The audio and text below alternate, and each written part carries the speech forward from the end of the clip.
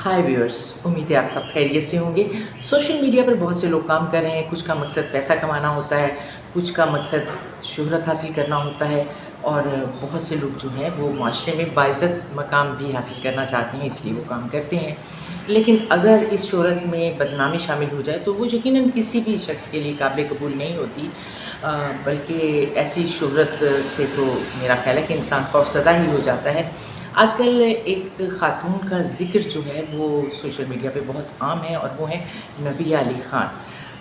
और उनको आप अब कहें कि बदनामी मिली है या शोहरत, ये आप फ़ैसला करेंगे। लेकिन इनके बारे में मैं इनके थोड़ा-सा अगर बैकग्राउंड में जाऊँ तो ये काफ़ी अरसे से मीडिया में काम कर रही हैं, सैटेलाइट चैनल्स पर भी और सोशल मीडिया पर भी। लेकिन ये डॉक्टर कब बनी, कैसे बनी, इसका किसी को भी इल्म नहीं है, लेकिन वो खुद को साइकोलॉजिस्ट कहती हैं। इसके अलावा भी उन्होंने कुछ ऐसी गलत बयानियाँ की जो कि जिनका तज़किरा लोगों ने किया कि कुछ लोगों का कहना है कि उनका जो नाम है आईडी कार्ड के ऊपर वो कमल है और उनकी जो एज है वो भी वो गलत बताती हैं। चलिए, एज के बारे में तो कहा जाता है कि ख़वातीन अपनी एज कभी भी नहीं सच बताती हैं, तो इसकी उन्हें माफ़ी मिल जानी चाहिए। लेकिन और नाम के हवाले से भी चलें, काफ़ी माफ़ी है कि नाम इंसान बदल लेता है अपना, लेकिन डिग्रियों के हवाले से गलत बात नहीं करनी चाहिए। क्योंकि अगर आप कहीं से थोड़ी सी रिसर्च करने के बाद ख़ुद को डॉक्टर डिक्लेयर करते हैं तो ये इंतहाई एक क्राइम है, ऐसा नहीं करना चाहिए जब तक कि आपके पास बाकायदा तौर पर वेरीफाइड उसकी डिग्री ना हो। और अगर आपके पास डिग्री है तो आपको दिखा देनी चाहिए। और आजकल वो ये भी कह रही हैं कि उन्होंने पीएचडी भी की हुई है, तो अगर ऐसी कोई डिग्री है उनके पास तो उन्हें सामने मीडिया के लिए आनी चाहिए। लेकिन आजकल वो मौज़ूए बहस बनी हुई है एक हाउसिंग स्कीम के हवाले से। जैसा कि आप सब जानते हैं कि अलीम ख़ान की एक हाउसिंग स्कीम है, जो कि सैलाब में, जब सैलाब और बारिशें आई तो उसमें पानी आ गया उस स्कीम के अंदर। पार्क व्यू हाउसिंग सोसाइटी है तो वो भी वहीं की रिहायशी हैं।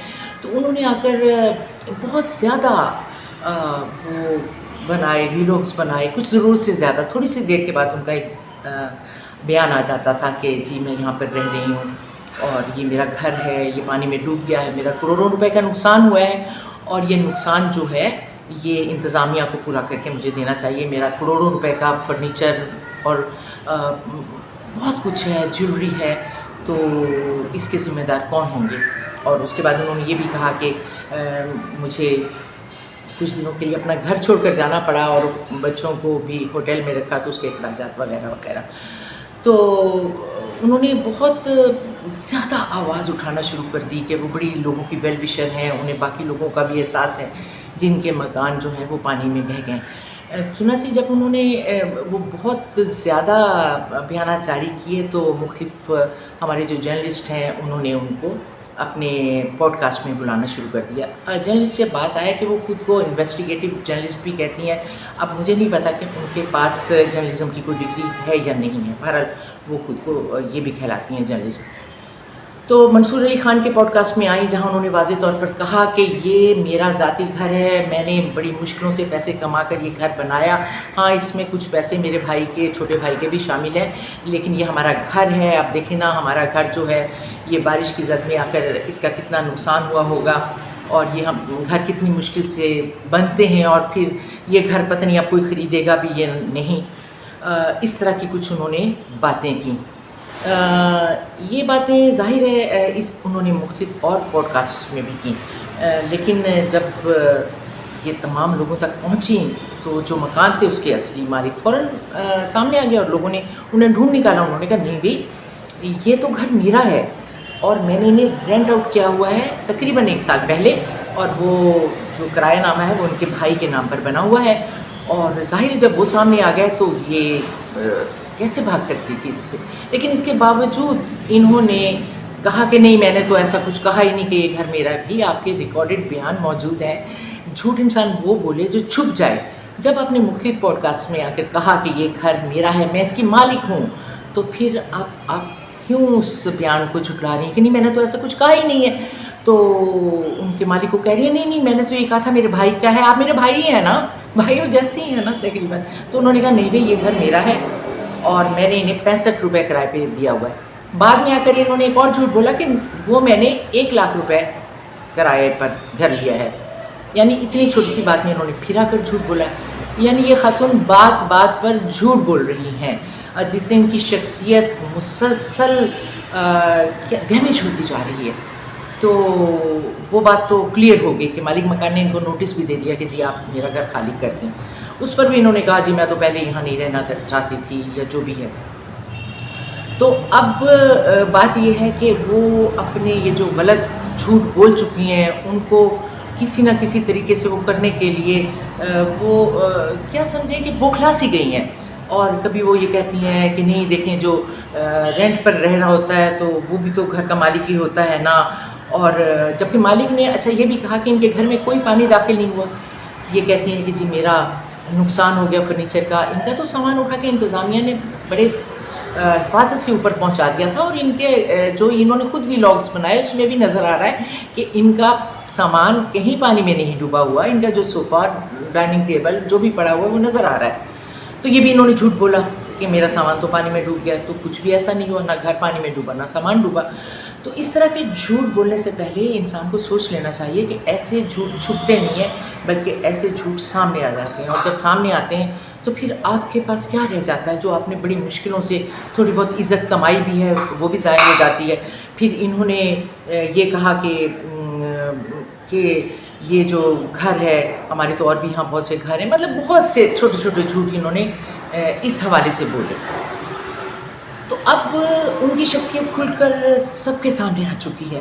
اب لوگ یہ کہہ رہے ہیں کہ جی ہم تو ان کی ڈگریاں بھی دیکھیں گے، یہ ڈگریاں لا کر دکھائیں کہ انہوں نے یہ کہاں سے یہ کیا ہے، پی ایچ ڈی کیا ہے یا ایم ایس سی کیا ہے، کہاں سے کیا ہے. اب لوگ اس بات کا بھی تقاضا کر رہے ہیں اور بہت سے ویلاگر سامنے آ رہے ہیں، یوٹیوبر سامنے آ رہے ہیں اور وہ کہہ رہے ہیں کہ آپ اپنی ڈگریاں دکھائیں ہمیں کہ آپ مطلب کیسی کون سی ڈاکٹر ہیں یا آپ نے کہاں سے یہ ڈگری لی ہے.